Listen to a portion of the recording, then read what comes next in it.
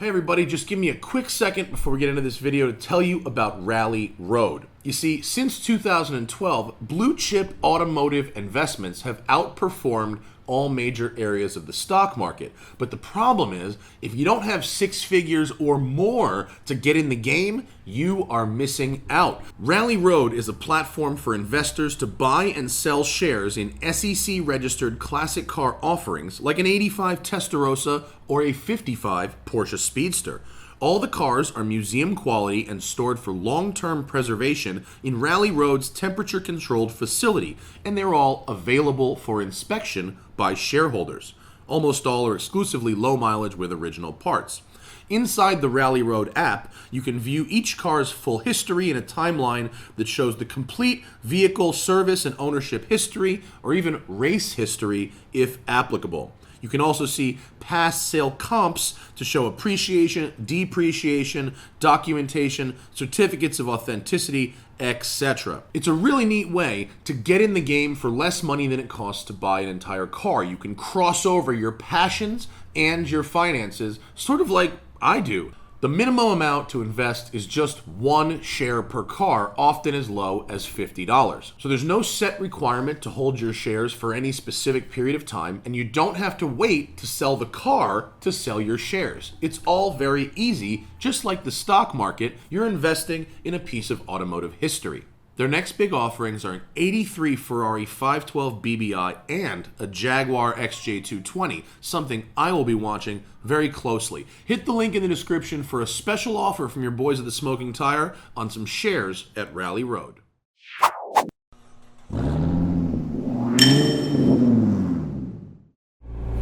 Hoo-wee! Good morning, everybody. This is going to be quite some treat today. This is the 2018 McLaren 720S, and it shouldn't be too hard to guess that I have been waiting to drive this patiently. Thank you to the kind folks at McLaren who furnished me with this vehicle for a couple of days. The 720S is the next evolution in the McLaren supercar line. It's the replacement for the 650 series, 675 series. It is a carbon monocoque with extruded aluminum sections, sort of like the 650, but it is more rigid than the 650. There are a lot of improvements to the car itself. It is so roomy for a small car. The greenhouse and the seat and the seating position are all spectacular. It's so spacious and comfortable in this car. This is the best ergonomics McLaren has ever done. The electronics are a little slow to respond, but likewise, the best they've done so far, and a good improvement. The Bluetooth is good. The Bowers & Wilkins stereo is good. The engine is a 4-liter, lightly stroked out version of their older 3.8-liter twin-turbo V8. Now, they're not the same engine. There's 40% new parts content. This engine is now making, according to McLaren, 710 horsepower and 556 pounds of torque. Now, we know from independent dynos that those are very conservative figures, and in reality, this thing's making more like 700 the wheels, 800 crank. McLaren also says this thing will run a 10.2 quarter mile, but them drag times guys got one of these stock in the 9s. We've seen as low as 9.7 in the quarter mile. This is the quickest rear-wheel drive car that Road and Track has ever tested, so it's crazy. Let's just shut up and put it in gear and go for a drive. Here we go.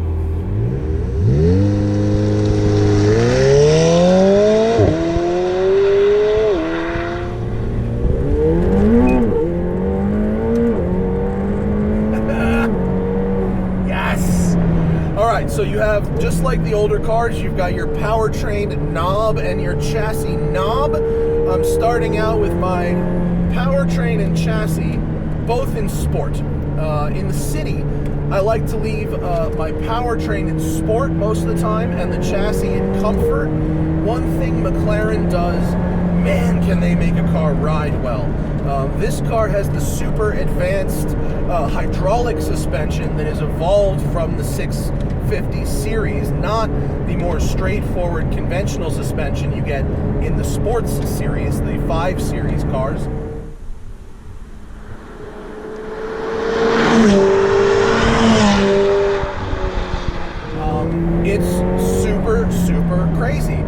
take all those great geometries like you had in the Lotus Evora 400 and add all the software, the adjustments, the advancements, and, you know, triple the price of the car from a Lotus. This is $340,000 as tested, but wow, wow, wow, wow, wow. The ride quality combined with the handling, the balance is absolutely unparalleled in the industry. They've simply redefined how a supercar should ride. It's ridiculous. The engine, you need to spin it up. It has quite a bit of lag. It doesn't have much at the bottom end, but at the top end, holy shnikes, it is nutty. Nutty. Let's check this out.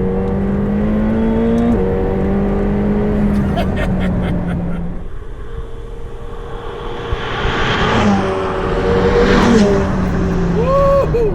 It definitely has boost by gear. You can feel that it has limiting torque in the lower gears, and I don't think you get the full balls until fourth, maybe third, but I think it's fourth. The gearbox is the evolution of the 7-speed Graziano unit that they have been using, and it is slick, it is smart, it is responsive. Jesus Christ, this car is so fast.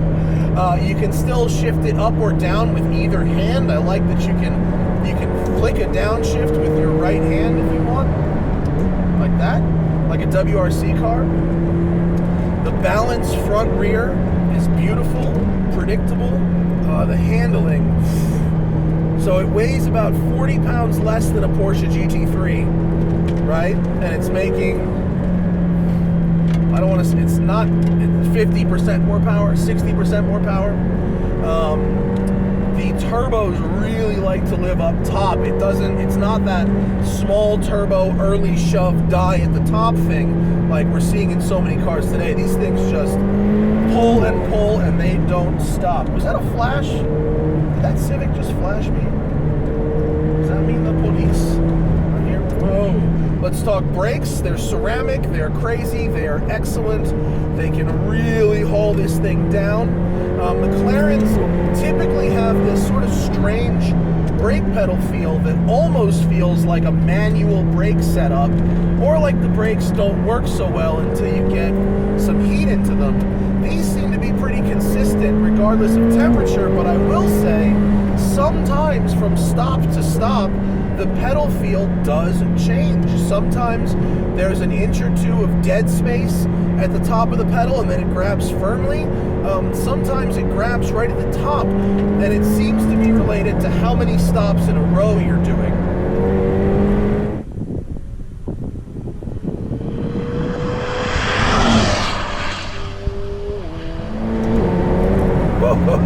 Oh, I cannot tell you how fast that was.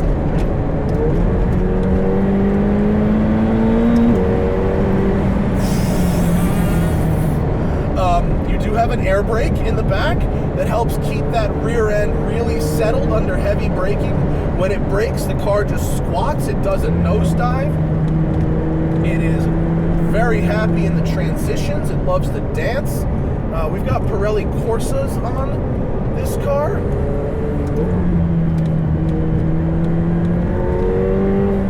Not the most steering feel. Now the steering feel is good. I know exactly what the front end is doing, but it's not class leading. I think the GT3 RS is still probably class leading, although I haven't driven the .2. But oh my God, this car is so fast. And then the brakes, there they are. The brakes are there. In terms of practicality, no sacrifice really. The hinges on the doors come from the center of the cabin now, which means when you hinge those doors up, you can drop down into this seat. It's the easiest McLaren to get in and out of ever, really, unless you're counting spiders with the top down, which don't count.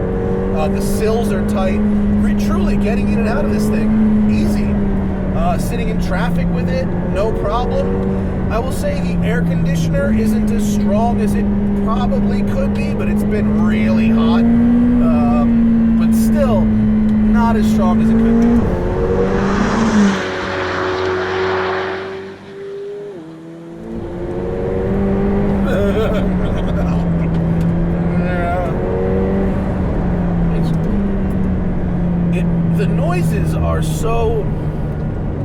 refined. It's not raucous. It's just a refined. It's turbine-like with boost and spool and blow-off. But when we get to a straightaway, I'm gonna launch it. But now, so that was sport. Now we're gonna go to track powertrain. The gauge cluster is gonna lower itself, hide all the unnecessary clutter, and only show me my gear, my RPM, and my speed, because I don't need distractions in track mode. Throttle response gets a little sharper, and I don't know for sure, but I think the exhaust gets a little louder too. It sounds like you get a slightly louder exhaust note.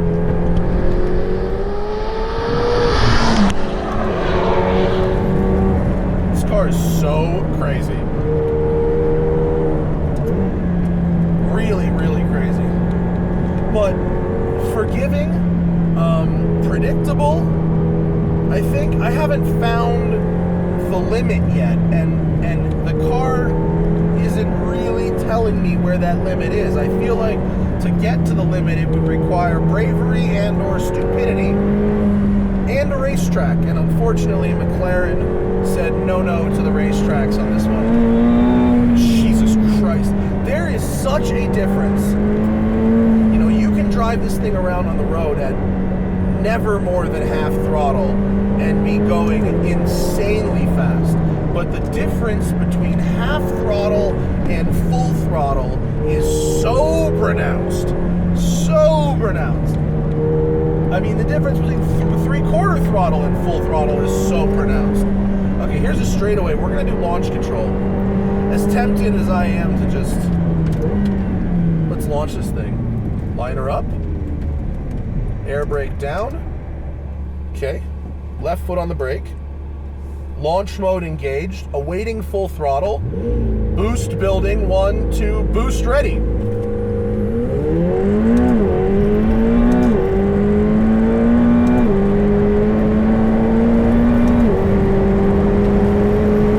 Oh my God.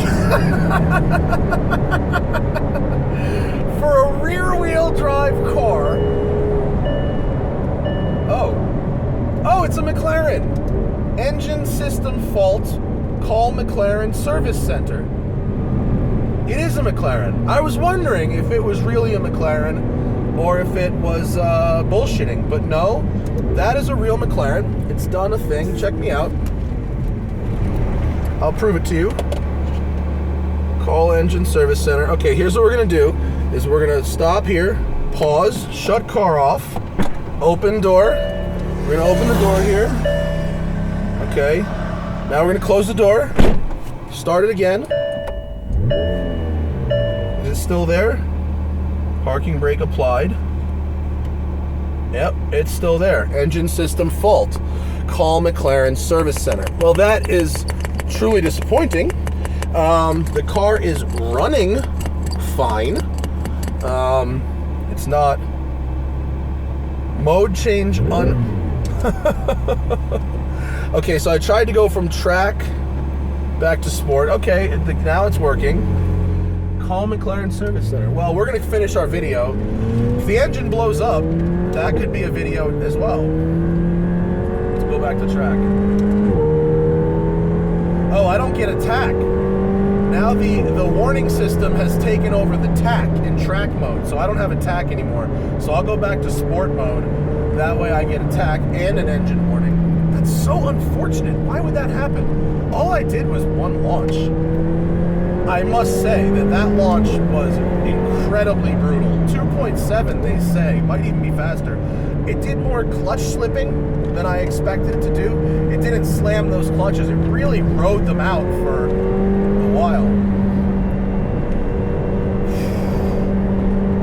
Well, it's a shame that the oh wait, the check engine light just went away on its own. How about if I go back to track mode? Oh, it's gone. Fixed itself. Thanks, McLaren. Whatever the problem was, it's gone now. So, let's see. What else can you get for $340,000? Well, you can get a 488 Spider, or a very loaded up 488 GTB. You don't get the exotic recognition with this so much that you would get with a 488. You know, you don't get to say, I have a Ferrari. It's not immediately recognizable as something sexy. You know, this car looks like nothing else on the road, for better or worse. You know, for better in that McLaren is really pushing the design envelope of this car, and for worse is people go, well, what is that? Whereas with Ferraris tend to be immediately recognizable as Ferraris. This is faster than a 488 for sure. Does it matter? Don't know. If you're not a serious racing driver, you're going to be the weak link. I am the weak link. You want to race me in a 488 and me in one of these, I am the weak link, and the lap times would probably be dictated by me, my limits, not the cars. And I think that goes for a lot of other amateur, you know, decent amateur level drivers. It's $100,000 less than an Aventador. That's definitely money well spent. Performante, this thing feels so much quicker than the Performante. It's also a lot more comfortable. This is more in line with the performance of that supercharged Performante that I drove from VF Engineering. That's the level of acceleration you're getting from a 720, is that you'd have to put a supercharger on the Lambo. Porsche Turbo S, I think, is seeing taillights after 100 miles an hour. That's obviously the most practical option. It's also going to be a lot cheaper than this. You know, this car is almost in a class by itself. It puts up these hypercar type of numbers. I mean, quarter miles in under 10, 215 mile an hour top speed. And then you compare to something like the Ford GT. Jesus. The Ford GT is like Ford allows you to have this race car and drive it on the street. It's like it's race car, whereas this is like the pinnacle of human road car achievement. This feels like, you know, with the exception of Tesla and the real futuristic electric cars, Rimats, stuff like that, and ignoring the hybrids, as far as a naturally aspirated sports car goes, naturally aspirated is incorrect, an internal combustion, sports car, this truly feels like the absolute zenith of that realm of science. It would be amazing to me if you could make an internal combustion super sports car drive the way this thing does, go the way this thing does, stop and turn, but then also have such versatility in terms of me being tall and fat and I'm comfortable here. It's crazy. It's really, really crazy. It's funky check engine light aside. Yeah, okay, it's still a McLaren, but whoa, what a car. That's absolutely extraordinary. It's really, really amazing stuff. So thank you to McLaren for letting me have a go. Thank you for watching. I will see you guys next time. Goodbye.